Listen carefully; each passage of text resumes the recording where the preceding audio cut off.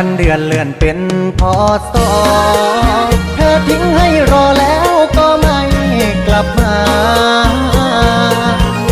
ไปลาไปลาปล่อยไอ้ตรมขมคืนไปไม่กลับมาหรือไปกินปลาน้องอื่นละเมอเพออยู่ทุกคืนคอยนานย่านกันใจตาโบราณกล่าวว่าควายหายเคล็ดลับบอกไว้เห็นหาทางหมอ